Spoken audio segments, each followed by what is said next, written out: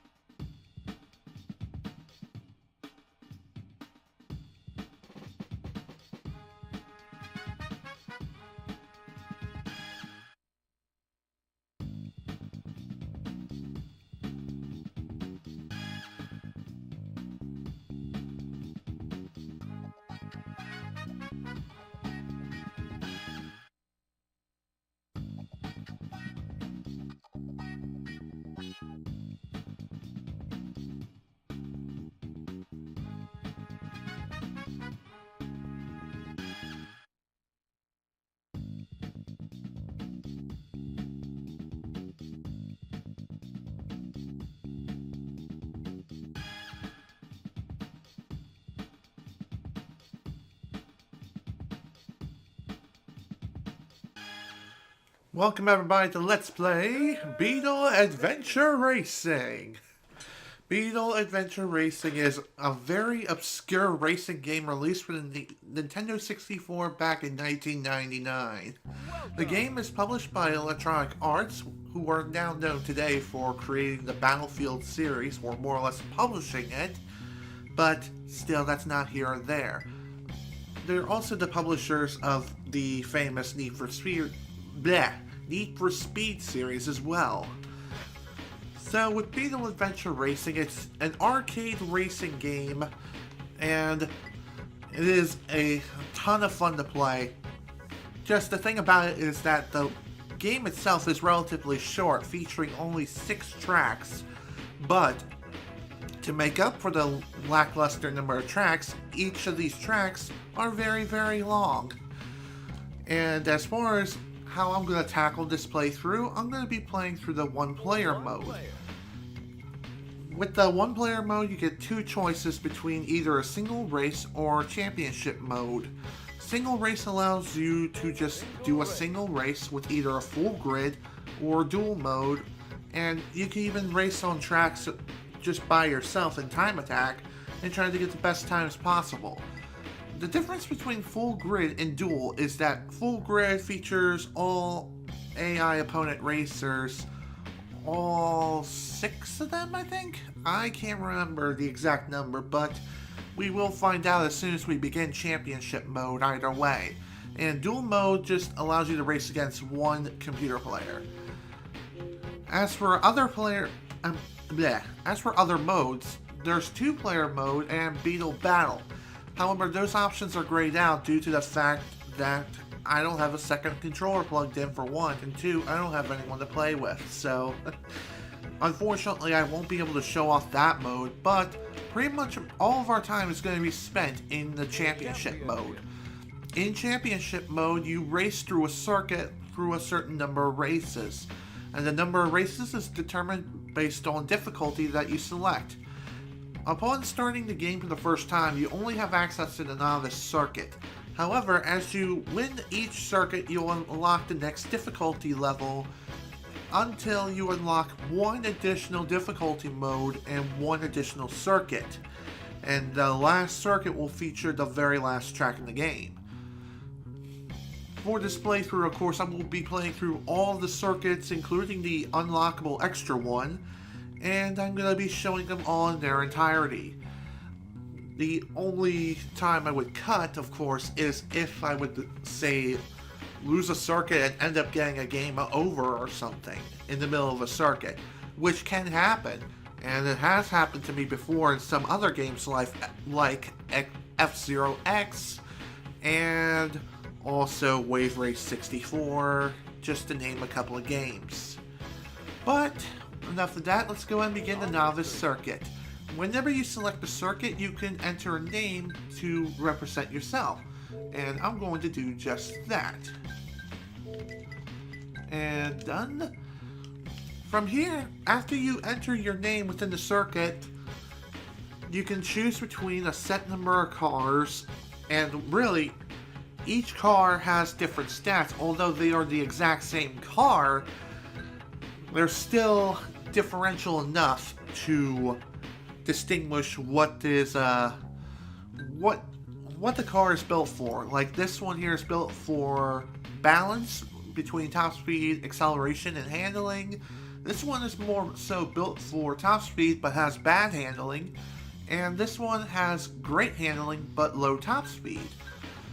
And for a large majority of the cars that you can select in the game, you can change the color of these said cars if you want to.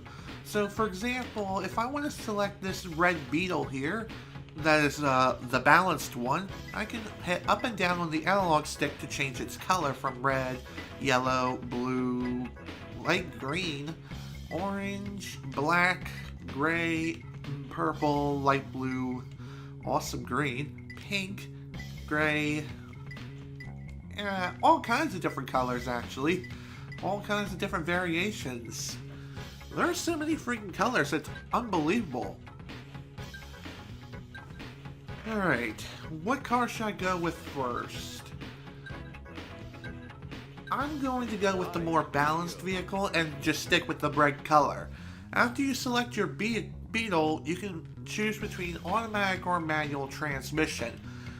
If you're the kind of person who loves driving manual transmission, that's the option for you. But for me, and this is especially true with me in real life, I will stick with automatic. And after all that is done, you have an option to swap out your controller pack with a rumble pack if you want to, just to give yourself a little bit more immersion. But I unfortunately do not have a rumble pack, and I'll just be sticking with the controller pack. So with that in mind, let's go ahead and get started. Welcome to Coventry Cove. Whenever you begin a circuit, you'll be presented with a small preview of the course you're racing on, and you'll also be presented with different point values of what determines what will allow you to receive a continue, and also some other unlockable if you manage to get all 100 bonus points. And you may be wondering now, how do you get bonus points? Well, throughout the course, you'll be finding these wooden crates, as I miraculously missed them. Each crate that you hit has a different point value, and the point value is determined on the crate itself, so it's easy to read. So for example, these are 2 points each. Smash through them and boom, there you go. One other thing worth noting too, besides the bonus point crates that are lying along the course, there are also nitro boxes throughout the course too. And these nitro boxes, hit them and you'll receive a big speed boost for a limited time. Just keep in mind one little thing though, hitting a nitro box is a one-time use only. So once you hit the box, that box will no longer be available for the rest of the race.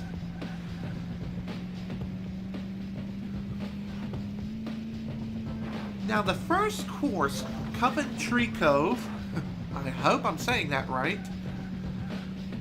This course is one of the longest courses in the game. In fact, it may actually be the longest, though I can't exactly say for sure if that's true or not. By the way, if you couldn't tell, the controls, they may seem a bit sticky. Oh, sweet. Found a 10-point box. The reason why the controls feel this way is because, this, like I said earlier, this is an arcade-style racing game. So, it's not going to be easy to quote-unquote drift. And if you want to drift, you're going to have to hit the handbrake. To hit the handbrake, you just push and hold C down. Using the handbrake allows you to move, allows you to drift and stop more quickly than hitting the actual brake itself. So there is a benefit for hitting the handbrake versus the actual brake itself. Although the brake itself allows you to slow down to a gradual stop. So that's one benefit of having a regular brake. However, the handbrake allows you to... Dang it. Come on, let's go. Stupid car. Ah, dang it. Well, I went for a nice swim. Which stinks. That's right, it stinks. These things happen whenever you're taking a shortcut. It's a high-risk, high-reward kind of ordeal. Whenever you choose to take a shortcut, there's a high chance you may end up falling off the course. And if you're falling off the course, there is a way to more or less save yourself and get yourself back in the race more quickly than just simply letting the game, letting yourself drown and fall back down into, well, all kinds of crud, if you can catch my drift. See what I did there? Okay, that was a really bad pun. I apologize. Oh, dang it, I wanted to show off that shortcut. Oh well, that's okay. For future circuits, I will be showing off all kinds of different other vehicles that you can use. By vehicles, I mean the different Beetles.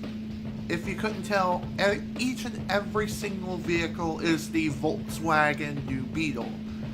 Not sure exactly which model, but since the game was released in 1999, I'm gonna guess it's the 2000 model. Can't say if that's actually true or not, because I don't know cars like I do computers. So, yeah. I don't know much of anything about the Volkswagen New Beetle other than the fact that it's just called that, the Volkswagen New Beetle. It's the reason why the name is called Beetle Adventure Racing. One other thing I haven't noted yet is that in certain regions, the vehicles itself actually change to a different vehicle altogether. And because of this, it also changes the game's title to whatever that vehicle is and racing. So with that, we have attained 50 bonus points. So what this means now is that I have earned myself a continue when I finish the race. Continues can be used to retry races if you happen to lose them or if you're too far behind.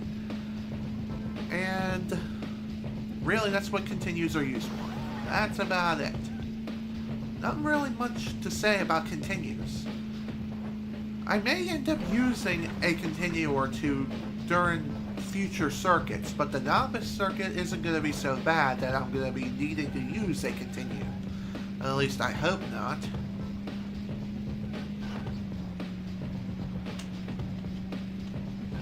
Dang it. Uh-oh. Well, that could have been a lot worse, that's for sure.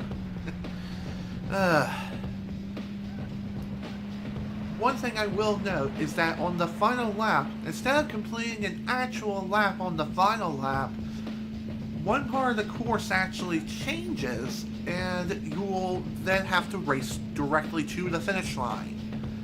That's basically every single track, and that's how it's going to work in a nutshell. So see that sign on the left? Yeah, that sign was originally over here on the right, but since we've finished 2 laps out of 3, the signs actually change and move over. And victory! After nearly 7 minutes. Get used to these kinds of times, because 7 minutes is going to be like the norm for a large majority of the tracks. You gotta continue. Sweet. For each circuit, or more or less every race that you win, you will receive 10 points. And for when you reach second, you get 8. Third is 6, all the way down to 8th, which is 1 point. And yeah, there are 8 racers, not 6. However, I think in order to progress and go further within the circuits, you have to be within the top 3 scoring players in each and every race. Well, more or less, if you get first in one race and get last in the next, there's a pretty high probability that you are going to end up not being able to progress at all. And after each and every single race, you have a chance to save your data, so I'm going to go ahead and do that. By the way, each and every circuit is replayable, so even if you happen to, say, beat the circuit and then something happens and you want to replay through it again, you can do so upon your own free will. So now that we are in the top 3, we are now able to move on to the next race. So let's go ahead and go to Welcome to Mount Mayhem. Mount Mayhem, another very long course. Another thing worth noting too is that each and every single track is classified under a set difficulty. So Coventry Cove and Mount Mayhem are both classified under easy tracks. And what determines the difficulty, I'm going to guess, is the number of obstacles and the number of turns. And by turns, I mean like turning left and right and the different paths that you can take, etc. Dang it, come on, get out of my way, jerk. Honking the horn is fun. Well, that's not fun, though. Wow, okay. That was unexpected. But whatever, who cares? Well, I care about that, though. Come on, let's go, please. I'm just gonna take this jump. Over there on the right is a pretty difficult to nail shortcut, and I'll try to show it off on the next lap, but right now I really need to get back in this race. One benefit for having very long tracks is that you do have a very good chance of getting back into the race if you happen to fall behind very early within the race. By the way, in order to save yourself from an untimely death, just push the L button to reset your car onto the track. So, that's nice. That way you don't have to readjust yourself and having to drive in reverse and all that jazz. And the reason you don't want to do that is because it wastes a lot of time. Whew. Surprised I didn't hit that. By the way, the number of bonus points required to earn a continue, I think, is 50 for each and every track. Don't quote me on that, though. It might change from track to track. However, for the easy ones, the bonus points to earn a continue is 50, and as for other difficulties, I'm not so sure yet. We'll find that out soon enough. One other thing I haven't mentioned yet is when you start a new game, you only have access to Coventry Cove and Mount Mayhem for the tracks that you have access to. All additional tracks that you need to unlock are hidden here within the circuit races in championship mode. And in order to unlock those tracks, you just simply have to win the circuit. That, or I think you have to be in the top 3. I'm not too sure, but either way, time to get into the second lap, and hopefully it'll be better than the first. Oh yeah, that is sweet. So far so good. Let's not jinx it though. Okay, here we go. Here's that shortcut I'm talking about. Whew, barely made it. I have to say, if you want to attempt that jump, make sure you have a fast Beetle. And by fast, I mean either the balanced one or the one that's built for top speed. Because otherwise, you're not going to make that jump very well at all. By the way, if you want to know what top speed is how fast you can go. Acceleration, which is the second stat, is how fast you can get to your top speed. And finally, the handling stat is how well your car will turn and handle. They're very obvious stats, however, they're not telling you the whole story. Sometimes the stats kind of lie to you, because some cars... Oh, dang it, man. There we go. Sometimes it's a better idea just to hit the abandon button and abandon the car and get back into the race that way, because doing so will allow you to get a decent acceleration going as you're flashing through your invincibility frames and whatnot. Let's see what's over here. One thing I will say is that woo! Wow, nice jump. Sweet. I wonder if I'll be able to earn another continue here, though I highly doubt it with my current score. But you never know. I am no wizard when it comes to Beetle Adventure Racing. I don't quite know this game as well as, say, Diddy Kong Racing or anything, so... that's kind of a shame, but that's the way it is. Oh, dang it. By the way, when you're flashing in the invincibility frames, different car, all your... Come on, really? Dang it. Stupid car. You made me look bad. Get off of me. Man. Talk about freaking wide. Although I didn't quite use the term correctly, and quite frankly, I don't care. One other thing worth noting too is that this bridge does have an alternate path. Let's see if I can take it. Whee! Oh, uh-oh. Well, that didn't quite turn out the way I wanted it to. Well, dang it. Well, at least I made it nonetheless, and wow. Is that a UFO? Dude, that's a UFO. Holy crud.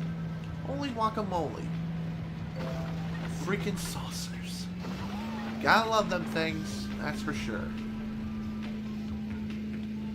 I wonder if I can win? Yes, I can. Why did I say that when I'm actually playing the dang game? You got it. Alright, got myself another continue. Just what I wanted to do. Well, at least now I'll have 2 continues going into the very last race. And also, here we go, time to head to the finish line.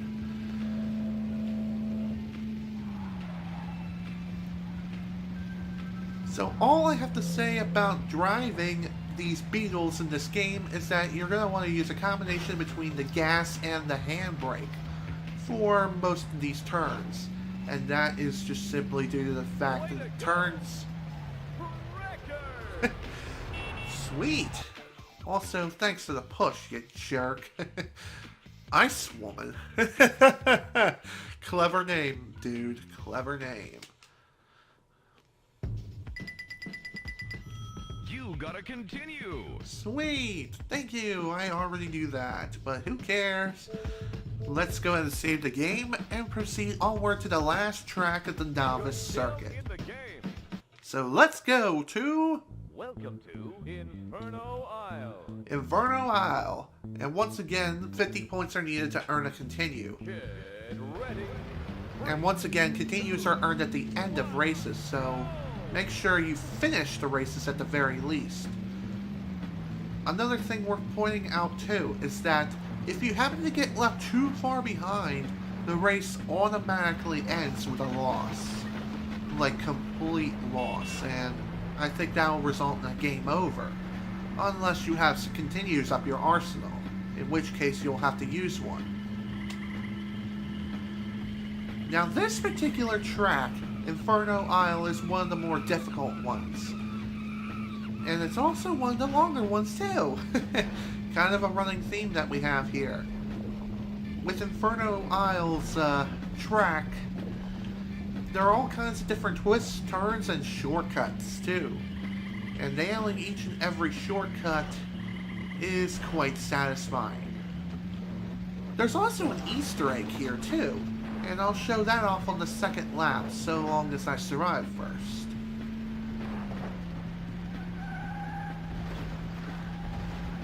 On Inferno Isle, you will be going through all kinds... Yeah, I just repeated myself. Dang it. One other thing worth noting too, in the village portion of Inferno Isle, you'll find regular crates that don't have numeric values on them. Those are just regular obstacles. They won't slow you down, but they won't give you any bonus points either. So that kind of sucks, but that's the way the game is. Wow. There I go, slipping and sliding all over the place. Come on! Oh, for Pete's sake. Trying to get the vehicle to go back straight. Man, what a pain. I guess that's the benefit of... The only benefit of having the high handling vehicle. Versus the other vehicles which don't have such high handling. But I'm just saying. Alright, let's go. Giddy up, giddy up, giddy up, let's go. Get on with the show.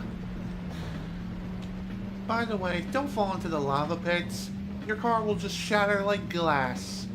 Kind of like how I fell into the drink back in Coventry Cove. There's not really much of a... Wait, yeah, there is a penalty for falling into, like, hazards such as water and the lava. What did I hit? Can someone explain to me what I just hit? Because I can't see due to darkness, my old friend. By the way, don't get too close to the water. If you do, you're going for a swim. And just being like, just a tiny bit within the water, you're gonna fall into like some sort of endless abyss underwater. So that's not fun, is it? No, it isn't. Trust me. Plus, falling into water and pits and stuff, just like that, costs you a lot of time lost. So while you're falling, it's honestly best to just simply hit the abandon button, which is the L button under standard controls of this game, to simply reset your position. Oh, and if you flip your vehicle over somehow, it'll shatter after a brief period of time. So that kind of sucks. To best counter that, what you do is very simple. Just hit the abandon button. 3 of the most common buttons you will be using in this game. Also, you may recognize this area if you happen to watch a certain movie. There he is, the good old T-Rex. So yeah, we're driving through Jurassic Park. Isn't that fun? By the way, I have not seen that movie. What am I doing here? Why am I not watching Jurassic Park? No clue. But whatever. The Jurassic Park Easter egg is not the only Easter egg in this game either. There are several others, though I don't even know what they are. So that kind of stinks, but whatever. If you're the Easter egg hunter type, go nuts. Now let's see if I can nail this shortcut properly.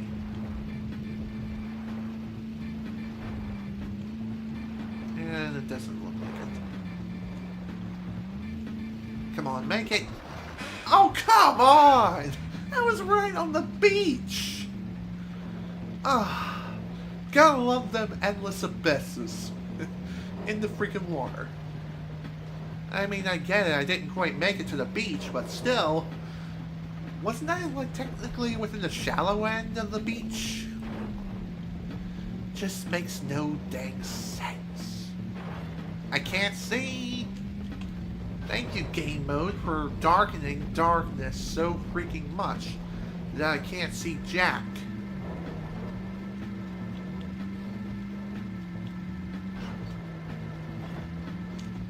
One thing I will say about this game, other than what's already been said, is the music.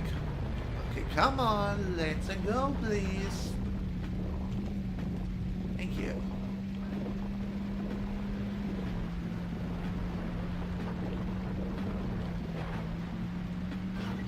Whew. Okay, there we go. Made it through that area alive, somehow. Okay, back to what I was saying. The music of this game. I like it. I like the music and it's very fitting. It's, the entire soundtrack is pretty much a jazz-like tune. It's all about the jazz and the bass. Gotta love that bass. Because you all know I'm all about that bass. No trouble here. No trouble. We do not want trouble when we're all about that bass. I said no trouble. And when I get trouble. By hitting a pole, and there was no way in hell I was going to be able to make the jump. Gotta love that abandon button. Sometimes abusing that button is the best way to get through these courses and get through it alive. Just keep in mind though, hitting that abandon button does slow you down tremendously. And it'll place you back on the main part of the course. So if you're on a shortcut, for example, well then, it'll just place you back on the regular course. No shortcut for you. Kinda sucks. Gotta love them monkey screams too. Monkey! Ah, dang it. Gotta love going for a swim, huh? Let's go for a swim and then get attacked by a freaking T-Rex. Actually, the T-Rex doesn't do anything. It's just there for show. Which is funny, because you would think if you get in a certain spot, the T-Rex would grab the Beetle and just snatch it away. Or something. But no, it doesn't. It's just there for, well, for entertainment value for one, and two, because of the Easter egg. Overall, I will say that I do like this course. Is it my favorite? I wouldn't say so. In fact, there's not really any courses in the game that truly stand out to me. Maybe the best one has to be Mount Mayhem or Coventry Cove. I can't quite remember for sure. It's been quite a while since I've last played this game. Though I did play it a little bit recently just to get reacquainted with the game itself, its mechanics, and its control scheme. I went ahead and played through all the tracks just to get myself familiarized with all of them, because we will be racing through them all again and again, with each and every single circuit. By the way, if you want to know how I'm going to be dividing these videos, I'm not entirely sure how it's going to work.